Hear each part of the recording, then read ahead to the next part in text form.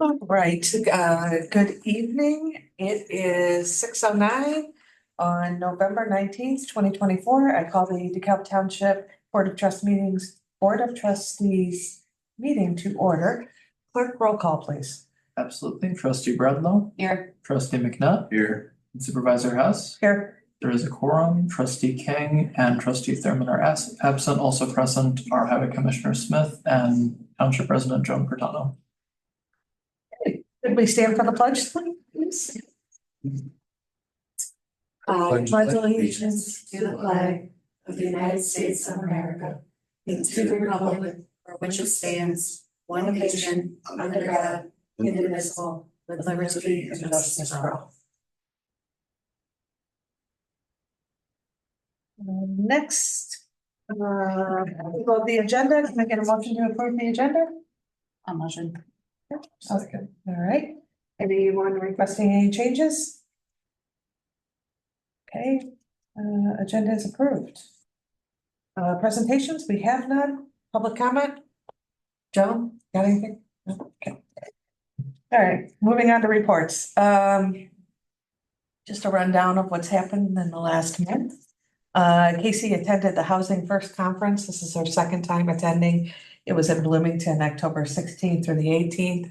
Just it's a good place to be to learn about how other communities are dealing with homelessness or housing shortages, creative ideas that they're coming up with.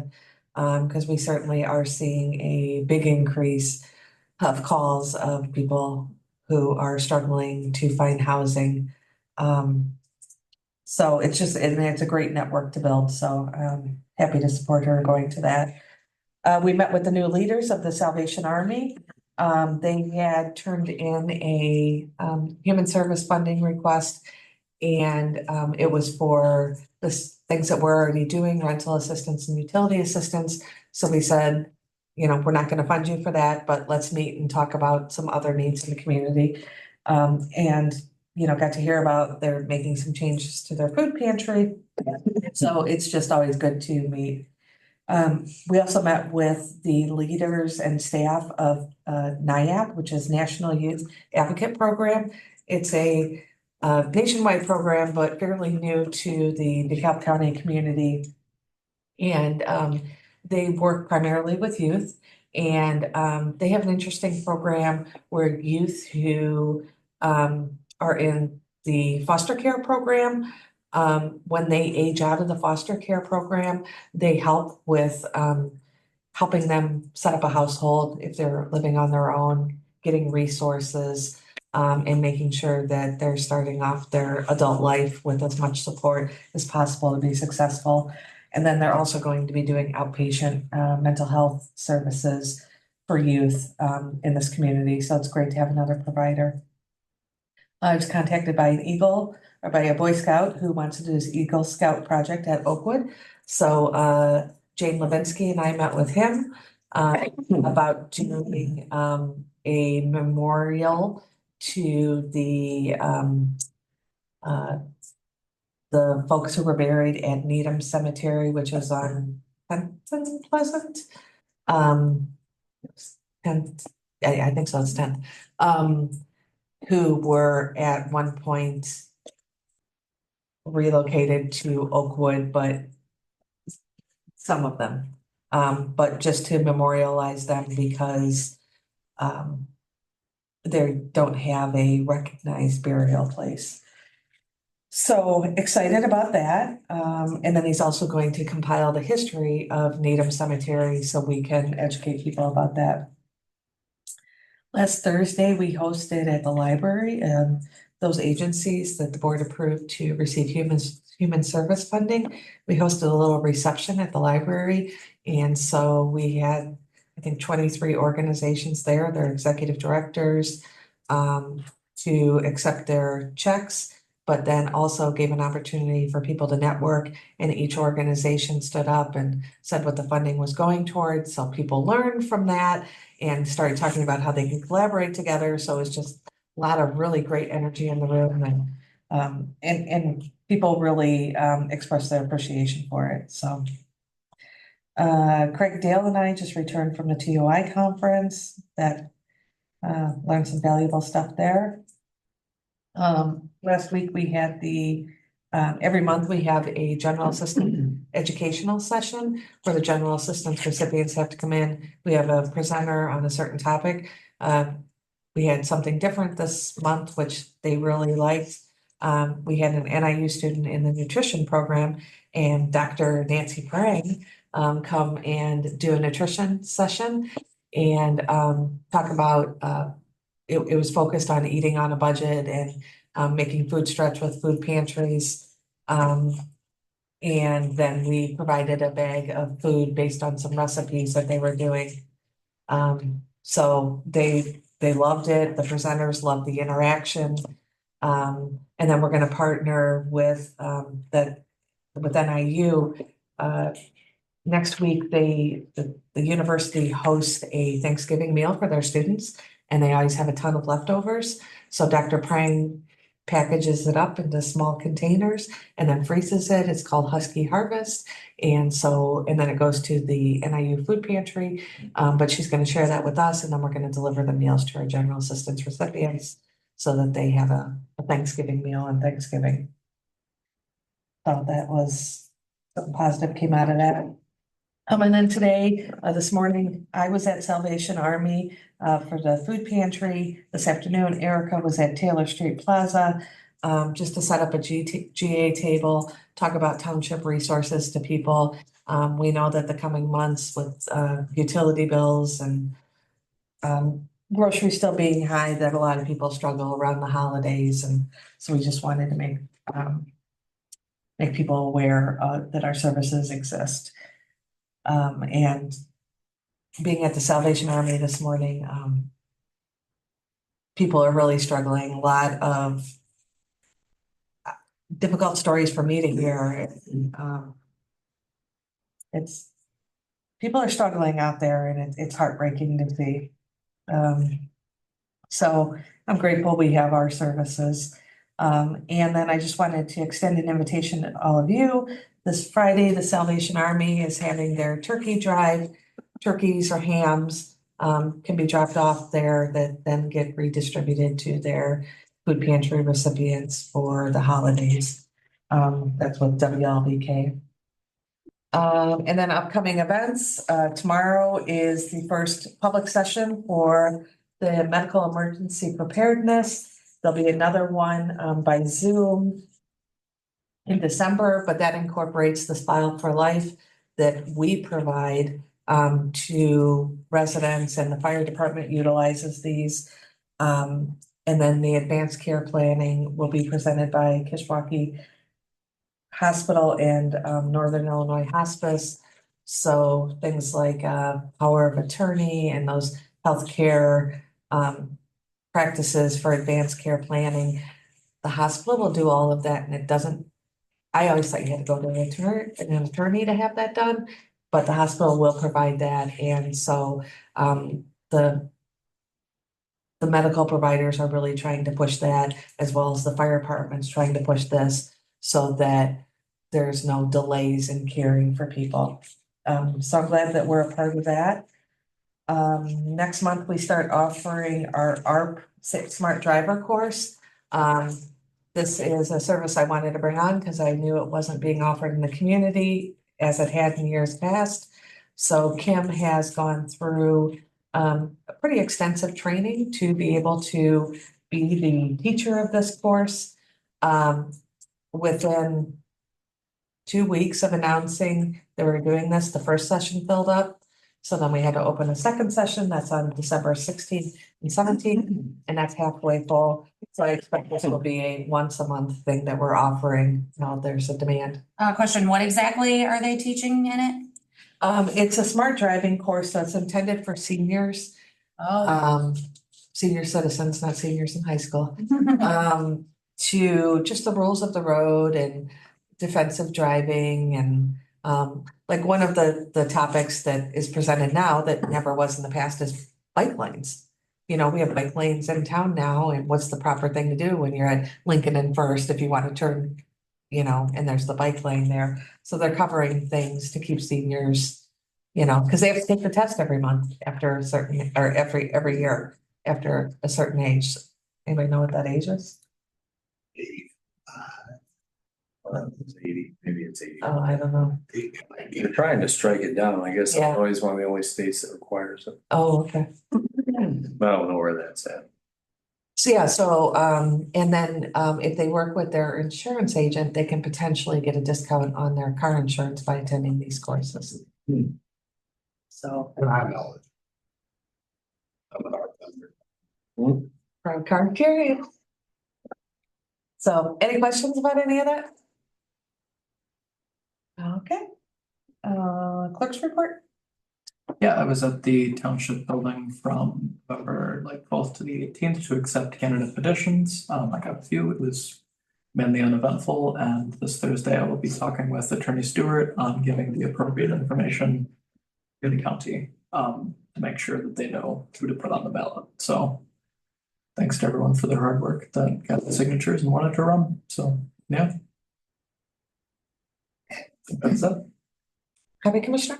Not much. I will say, we have our, salt pricing finally from the state, well, about $20 a ton cheaper this year than last. So that's a great thing. Leaf pickup has been working out very well. Fighting the raindrops, but other than that, can't complain. And, you know, my DTN computer, or my weather computer shows doing a little over 2 inches on Thursday. So, Wow. we are just, I don't think it's gonna amount to anything, but we are preparing the trucks for that. And that's about it. Actually, I had a question about leaf collection. What do you guys do with them? So we're fortunate enough that there's a local farmer that takes them and spreads them on their farm field. Oh, okay. They charge us, I think, $35 a load to dump them. And I know from talking to others, like, for instance, the city of Elgin, Waste Management takes them and then uses them in their compost, which is, if we were to do that and take them to the landfill locally here, it would be almost $200 a load. So. I was just curious because I know it can be turned into fertilizer or whatever. Anything else? Nothing, no, Okay. thank you. The assessor left me nothing. Do you have anything? No. I Um, quit. Trustee reports. Trustee McNabb, No report. trustee Bradley. No report. I wasn't at the COI meeting last week, so I don't know if you want. I will be reporting on that. Okay. All right, then, moving into bill paying. Can I get a motion to approve the October audit report and November bills to pay? Second. Okay. Discussion? I just want to point out a few things, on page 9. You will see that Stonehuggers is listed twice.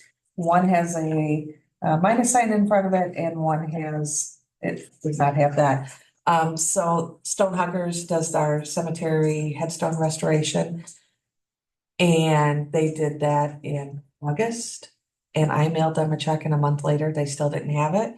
So I had to stop payment on that check and reissue it. And that's why it's listed in here twice. Once is a deduction and then, or reversing the original, and then the other is for the second payment that they did receive within a matter of days. So go figure. And then just because this month's expenditures are substantially high, I wanted to point out on page 10 that many of the human service funding payments were included in the month. Not all, but many of them, which, you know, accounted for a big increase in expenditures. And then in November's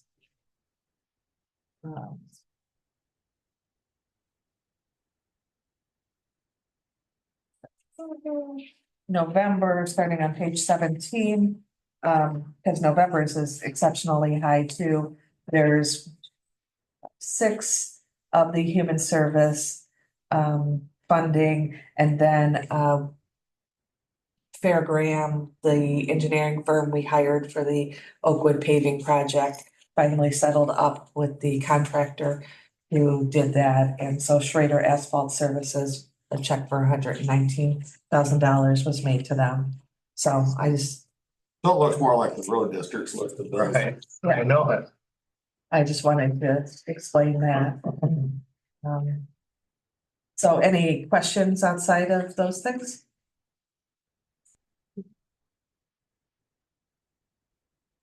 Okay, roll call please. Trustee Bramlow, Yes. trustee McNutt, Yes. and supervisor Hess. Yes. The 3 ayes and motion passes. All right, next, can I get a motion to receive, file and approve the treasurer's October budget reports? A motion. Second. Any discussion on that? Roll call please. Trustee McNutt, Yes. trustee Bramlow, Yes. supervisor Hess. Yes. 3 ayes and 0 nays, it passes. You all right? Mhm. Okay. It's got that headache. All right, no unfinished business, so moving on to new business. First we have, the next year's calendar already. So can I get a motion to approve the 2025 DeKalb Township Building Hours, Board Meeting and Holiday Closing Calendar? Well, Oh, second. Discussion. Just want to point out that based on previous discussions we had, we're gonna be changing our board meetings from the second Wednesday to the third Tuesday. I find it challenging some months when that first Tuesday is the 8th day of the month. To, we will receive 2 days prior to that, the bank statements. And not all of the monthly bills have come in, and so for the trustees auditing purposes of auditing the bills, it's not a complete list, and so this will allow for more time to do that. And in addition, as we discussed last month, we're going to be assigning more duties to the clerk for preparing for the meetings. And so this will allow Jody and I to have all of our meeting materials prepared by the time of what the meeting would have taken place. But then the clerk time to come in and assemble those in the board packets and everything. Less overlap, I think, too, will help. So will we be changing COI then? Obviously, we'll have to. Yes, we'll be changing, because that's the current date of our Committee on Youth. So the only thing that differs there is the April meeting, because we have to have that, the annual town meeting. But otherwise, those are the new dates. Same holidays, and then township hours of operation that this building's open to the public is 8:30 to 4:30 as it has been. Any questions or discussion? Okay. All those in favor of the calendar as presented signify by saying aye. Aye. Anyone opposed? Abstentions? Okay. All right, next, can I get a motion for advice and consent for the appointment of the following individual to serve on the Committee on Youth, Jamie McClan, with the term expiring, just a 1-year term, so it would be expiring 12/31/2025. I'll move. I'll second. So on page 53 is Jamie's application. I met her, she's new to RAMP. She's the independent living specialist advocate. And so she came over here to learn about what the township does. In our discussion, it became clearly evident to me that she's very passionate about the positive development of youth in our community. And I told her that we happen to have an opening on our Committee on Youth. Told her about what the, sorry, told her about what the committee does and the commitment, and she said she would love to be a part of it. So I provided her with an application that she then returned, and so this will bring our since we lost one member, this will bring our committee back up to having 5 members, as the bylaws indicate. So any questions about Jamie? Okay, so those in favor of appointing Jamie, signify by saying aye, please. Aye. Anyone opposed? Abstentions? Okay. I will let Jamie know. Also in our bylaws for the Committee on Youth are staggered terms for the members. So when we formed in 2024, some people were given a term of just 1 year, and that is expiring at the end of this year. So these 2 individuals, Deanna and Katrina, are interested in continuing to serve. So we're looking to renew their terms they'll have a 2-year term then. So can I get a motion to reappoint Deanna Harris McCoy and Katrina Kreider to the Committee on Youth, both with terms expiring 12/31/2027? I will. I'll second. Any questions or discussion about that? Okay, all those in favor of this reappointment, signify by saying aye, please. Aye. Anyone opposed? Abstentions? Okay. We'll move on with our committee. Item D, can I get a motion to approve resolution 2024-010-010T, awarding annual human service funding allocation to the Salvation Army? A second. All right, discussion. So when we were initially reviewing the applications that we've received for the human service funding, I mentioned this a little bit earlier, the Salvation Army had applied for funding for services that we're already providing. So it would just be a duplication of services and our funding to give them money for that. So we met with them and discussed where some community needs are. So they came back to us and instead of assisting individuals with rent, needs for paying rent and utility, there's no one in the community who's providing gas vouchers. So they would like to do that. And then also have vouchers for the Salvation Army store in town, which even though Salvation Army, that is overseen by a group out of Rockford. And so when they can't send people there for free stuff. They have to pay for it. So they would like to be able to have vouchers on hand for individuals who have maybe clothing needs or family or household needs to be able to assist them. And, you know, we found this very helpful after the last community fire. We've made it very clear that the funding we provide is for DeKalb Township residents only. So especially with the gas cards, because there's really high demand, that they're going to have to restrict that to DeKalb Township residents. So we are recommending funding of $15,000 to them to be able to provide residents' needs. Questions or comments? Yeah. No, okay. Yeah. So with that, roll call, please. Trustee Bredlow, Yes. trustee Thurman, Yes. trustee McNutt, Yes. and supervisor Hess. Yes. 4 ayes and 0 nays, it passes. Okay.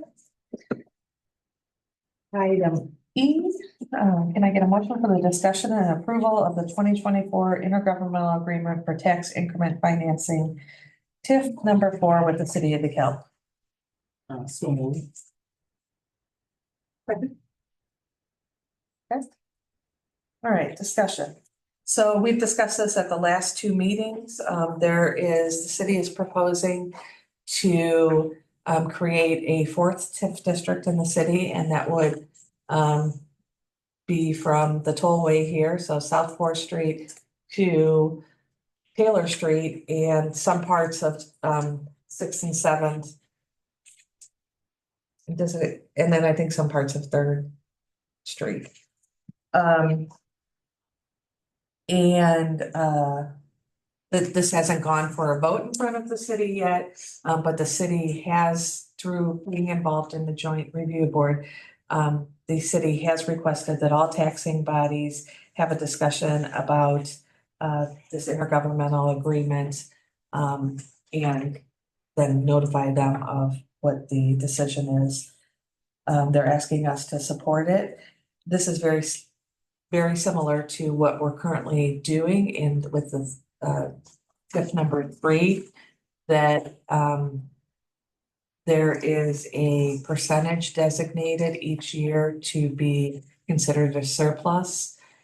And then after the conclusion of the city's fiscal year, which is same as the calendar year, then they send that surplus to the county, who then distribute it to the taxing bodies. So the revenue sharing would begin, for this particular one, would begin in 2026 at a 30% rate to taxing bodies for 7 years. And then it would increase to 50% for revenue sharing in 2033 until the end of the 23 years. For the township, this revenue sharing, the surplus payment would probably be between 3,000 and 3,500 if our tax rate stays about where it's at, and it would increase slightly each year. The TIF or the intergovernmental agreement, which begins on page 56. This would go into effect on January 1st, 2025. And one thing that's different in here from the current IGA that we're in, item F, is that those who are applying for TIF funds, 14 days before it goes in front of city council, we will be notified of those projects so that we're aware of what TIF funds are being requested for. And we would have an opportunity to, maybe if we had any opposition for it, at least to express it. Which I think Plus. yeah, for all taxing bodies to have a little bit of say. And then in down the page in 3A, that's where it talks about the 30% and then jumping up to the 50%. And then in item B, this is another thing that I think is really a good call for this IGA, and it doesn't exist in the current one we have, is if a project comes up that we all think is valuable, but there's not enough money in the TIF funds, the pot of money that currently exists, then we could have a joint meeting and all the taxing bodies could forfeit their surplus so that that particular project could be funded. Because that's the notion of TIF, is to fund projects. You said all of the parties would have to forfeit? Well, I don't know that they all would have to, but they all would have an opportunity to. Yeah, in the event that fewer than all taxing bodies agree to the reduction of TIF for a specific project, so I take that as Fewer than all, would be would be if one or no vote. yeah, one no vote, then it goes, so. Meaning that if one says, I will not give up that right, then it's basically a no. Do you understand it? About halfway through. To the extent approved by any party's governing board, the city may withhold a portion of the TIF fund. The event that fewer than all tax. Reduction in or surplus for any specific body, city, the full TIF or surplus shall be paid to the county collector. I take that. Well, the approving body shall, to the extent allowed, refund the sum. So if it's not unanimous, then it goes to the county collector. And Yeah, it gets bullshit. dispersed as usual. Surplus. So but I think that based on the conversations that happen at the JRB meetings, the school district has an interest in the redevelopment of Fourth Street, the city does, Quite frankly, all of it. Yeah. and so um, And we're fortunate enough to have two votes for that. yes, And it's all taxing body, it's not the board itself, so. so any questions about the IGA?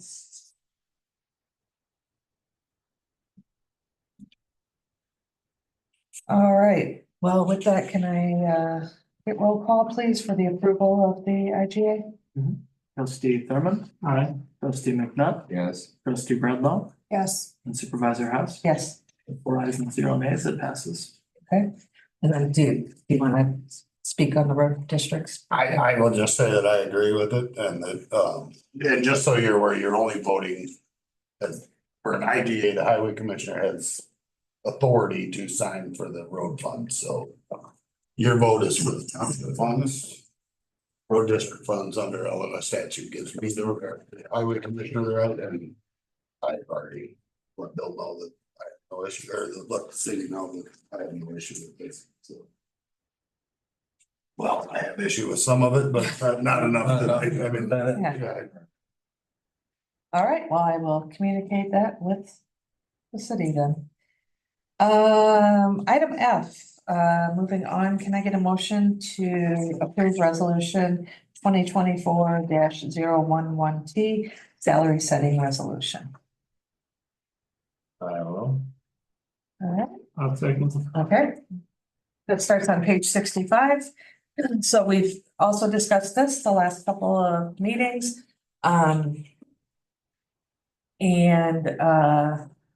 I did send you all a pretty comprehensive list of clerk's duties. I actually had a question about that. So, the numbers that are on here are about what the clerk receives now. Are we gonna increase the pay since they're gonna have more duties? This is a 3% increase. The number that's are on here.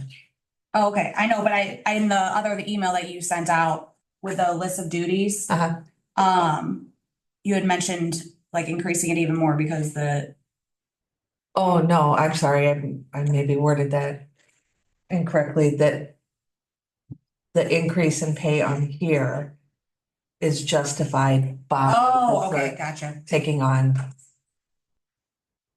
the duties of a clerk. Okay, Oh, it's not like a cost of living increase like everybody else, you mean? Well, yeah, it is, but I mean, we had the conversation that if the clerk's gonna be making a salary of this magnitude, that more responsibility should be to the clerk. And so I guess it's a combination of both. Justifying this salary and then the 3% goes with, the added duties. well, and everyone else is getting the 3%. Yeah, that's my question is the clerk's raise percentage wise higher than the other raises, since nobody else's duties are increasing, but the clerk's is? Or is it in line with the other ones? Like So Nancy said, I didn't know. I thought we were gonna give the clerk a little more salary based on increasing the duties. My interpretation and thought process on this is right now the clerk's making a lot of money for not carrying out all the clerk's duties. So it's not an increase in pay, it's that the clerk's gonna be compensated for doing the clerk's work. A significant amount of, and it's, of the clerk's duties in my time here has been dispersed amongst staff, mostly on the township side. And I think, what Mary's suggesting, and rightfully so, is that the duties will now be shifted more to what her or his elected duties are, you know, Right. similar to what we do. Right. And all of us. Yeah, and so we're not. If it was a staff member, then yes, we're increasing their workload. But because it's an elected position and the township code says that this position should do this, we're requiring them not to Shifting do the it, right? statutory duties back to the clerk Yes, that had previously been spread around. yes, All right. And even prior to my existence. yes. And those lists that I sent you when I was at the TOI conference last week, I went to a meeting on clerk's duties. And those are the lists that I received. And so, and I mean, there's some clerks that do, the bill paying and all that, but that's not a clerk's responsibility.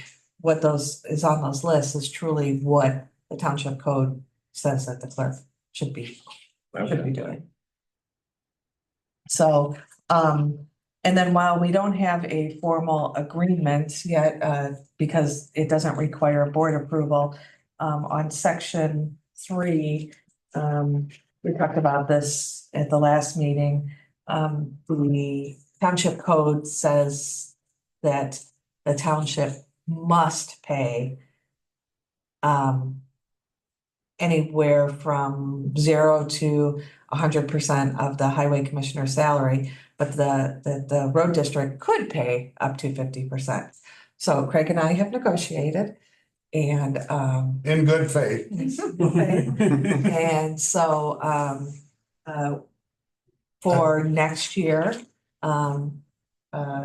payment of 25% of the highway commissioner salary will come from the road district, 50% of benefits, right? And we're gonna do that on an annual basis. We will renew what that percentage is. Basically renegotiate. And I will just say that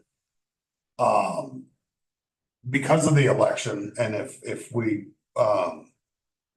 the current supervisor has done a lot and taken on a lot more and expanded to the point of I have no issue with that. If that changes due to an election and we go back to what originally when I took over in 13, there wasn't as much of that going on here, then I'm less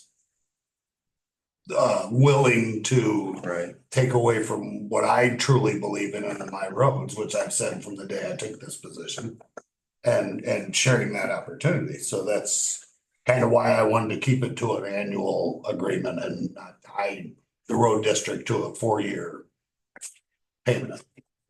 If that makes any sense to you. Yeah.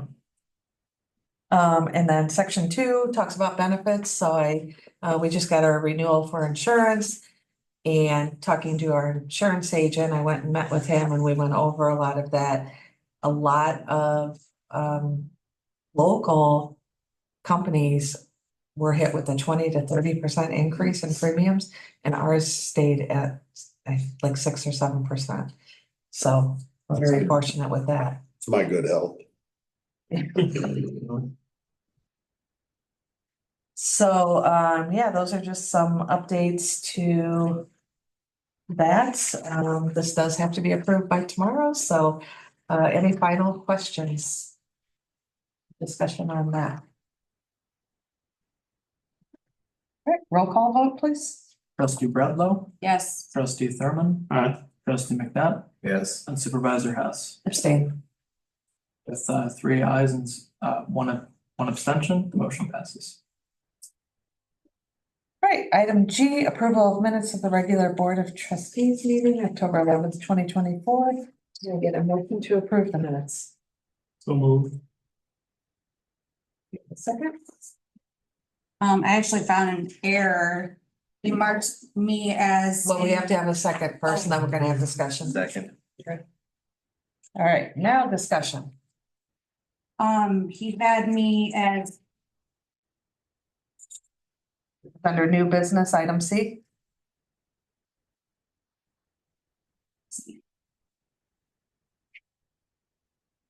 yes, he had me as A when, I abstained. I'll reflect that. Thank you.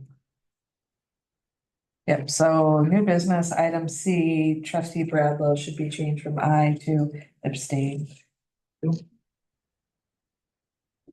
Any other discussion on that? Okay, all those in favor of approving the meeting minutes with the correction, signify by saying aye. Right? Anyone opposed? Abstention? Okay. Motion passes. All right. Moving on to old business, item J. I am coming to you,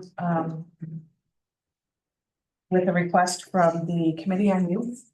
After our October board meeting, the following week, the Committee on Youth met, and I relayed to them the outcome of the vote for the Committee on Youth Grants. And they understand the position of the trustees. And I did also share with them from the township code that the Committee on Youth is merely advisory, but the vote goes to the Board of Trustees for distribution of funds. And so they asked if you would reconsider just two of them. One was for the, excuse me. They asked if you would reconsider two of the requests. One is the Huntley Middle School, two teachers who requested to diversify their classroom library by adding books with more diverse characters. That was a $500 request. And then the other being the Huntley Middle School for the behavior incentives. The original funding recommendation from the committee was $2,500.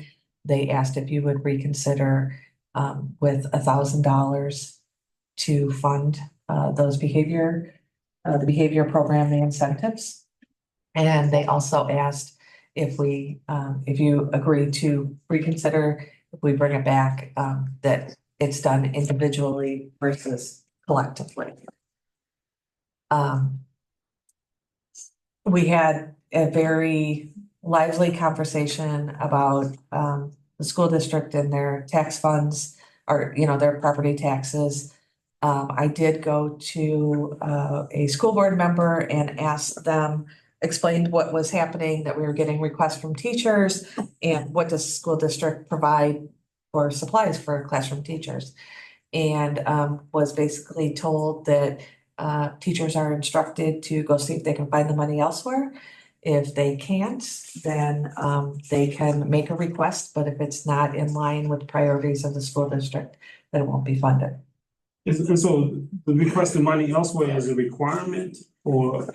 It's well, it's not a requirement, but if they are looking for funding, then that's, So they have to ask It's before. like go ask somebody else before First. you ask us. yeah. I don't know that that's in writing anywhere, but that's what they express. I think the teachers get $100 at the beginning of the year for classroom use, but which doesn't go far at all. Right. Downright shitty, I guess. Sorry. So they drafted this letter and asked that I present it to you, and so with that, I'd like to have a discussion and for you to give me some direction. And they also, I think that we should have a conversation if as a board, we are gonna take a position, we're not gonna fund other taxing bodies, which is completely within our right, that we let that be known so that people aren't spending time completing this grant application with no hope of I getting did it. see the advertisement that you guys put out, about looking for non-for-profits for them. Yes, I've sent emails to probably the 75 not-for-profits. We're trying to get on the radio. It was in the paper. It was shared with DeKalb County Not-for-Profit Group. We sent it to all area churches. So we have another application deadline coming up on December 1st, where I expect that we'll be getting a lot more that then I don't know how that's gonna make the Committee on Youth members feel like there's these other organizations that don't have the opportunity to just request money from taxpayers and get it, that, you know, have to work harder to get their funding. So it's gonna be an interesting dynamic, I think, when, you know, Boy Scout Supply or CASA, the YMCA that, you know, can't set a levy and get money. Like a government body can. Right. I think that's the difference though, in my opinion, What is? that governing bodies they should be supplying Yeah, them with what they need. yeah. It's like, like, no, I'm- go ask the township, even though, you I'm know, totally comfortable with how I voted on that last Okay. time, so, And my stance hasn't changed on it either. yeah. Okay. Through no fault of the people that Right. applied or Right. what their And no, cause is, like, I'm not, no judgment passed on that at all, I Yeah. just don't agree. no, and you can't do wrong. I mean, a teacher's just asking to Yeah. monitor their students. I'm pro. That's the school district's job. Right. So I feel like Trying it's not not to- responsible for us to reserve that money for people who can't, Okay. you know, set a levy and go to their own people. Or be responsible for the money.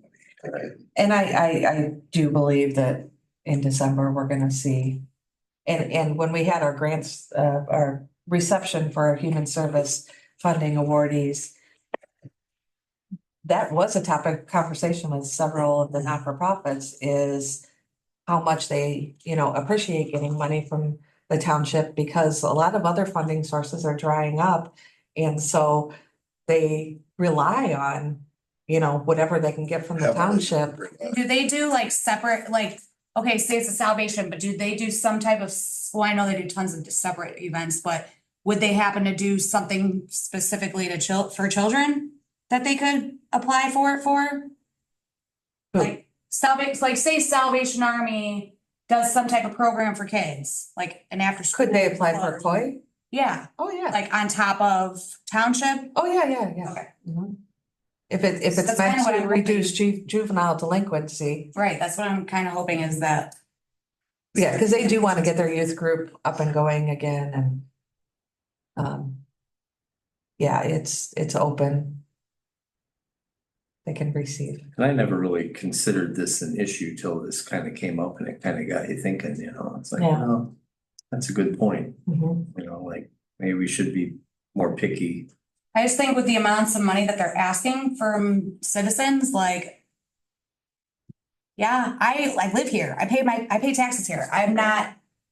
Yeah, And I we're already sucked dry. Like, that's enough.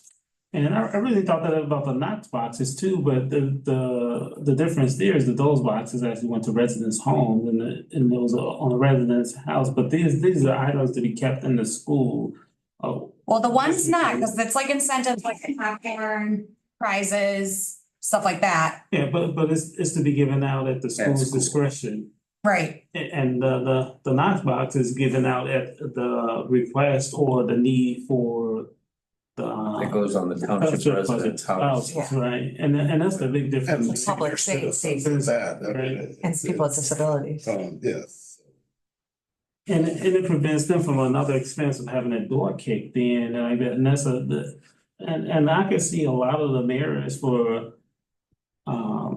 providing culturally diverse books in school, but I can also see why that should be Right. headed by the school district. Right, well, and every school has a library Exactly. that we fund. Yeah. And how hard we have all worked here Mhm. to make sure that we keep our tax levies at a minimum Right. increase. I think both of us have worked very hard to present you with fair Mhm. levies. I don't know as if that's happening down the road. Sorry. I just threw my 2 cents in and tried my best to keep my opinion. Well, my hope is that they'll start to realize that we're not gonna give out all these handouts when your governing body that oversees you has tons of extra funding laying around. Mhm. And hopefully it'll push them to be like, hey, Yeah. Well, there's 11 members running for school board, so. Um, And you can still be a write-in, but uh. So. I will take this back to our Yeah. next meeting and. That's what I would take it back and explain. It's no judgment on the causes that are individuals. applied Mhm. for, the people that did it. It's just, Yeah, you know. Even if we have to discuss like, even if the Knox box thing is kind of on that line in the future, you know. See, that goes directly to the residents, so. It does, but there's similarities. Yeah. Because there's a governing body that's asking. right. Well, So, the first time we funded the Knox boxes, they were purchased through the fire department. This year, with the Knox box program, we bought them. And then gave them to the fire department who installs them. So I think it was a bit of a different approach. right. And we did talk to the fire department about putting that on our website. That, you know, so that we say that they're distributed through the township. And, and it's a life-saving thing. To be honest. Yeah. And, I'm just saying there are similarities if you're one of the 100%. devil's advocate, you know. yeah, but you're also, you could be setting a precedent by approving that. There's a lot of schools and a lot of teachers in DeKalb schools. Well, I don't- yeah. You know, And I mean, the first COI grant, since I've been here, that we got from the library, I felt that on the first one, and, you know, we came to. You know, past that, but I think everything should still be considered on an individual basis. You know, the township code says that we can distribute funding to not-for-profits and to other government units. So I don't want to close the door on that because there could be something that comes up. But you know, if the Committee on Youth wants to make a recommendation, obviously it's within our right to agree or disagree with the Committee on Youth. But I will share with them that we generally are opposed to funding other taxing organizations. And so when we continue to promote the Committee on Youth grants, like we did this time, it'll be to humans or to not-for-profits to try to cut down on that. Yeah, well, I mean, let them know we appreciate them for everything they do. Yeah. Because we disagree doesn't Right, necessarily mean we don't appreciate their time. yep. So. Anything else on that subject? Okay. So there is no executive session. Other business, our Committee on Youth meeting, next meeting will be December 17th. And our next regular Board of Trustees meeting is not too far off. That's on December 11th at 6 p.m. So with that, I'll take a motion to adjourn. Second. All those in favor? Aye. Aye. Anyone opposed? Okay. All right, motions, our meeting is adjourned at 7:02. imperative we have a quorum in the levy time. Oh, no, I'll be, I was, I think you gotta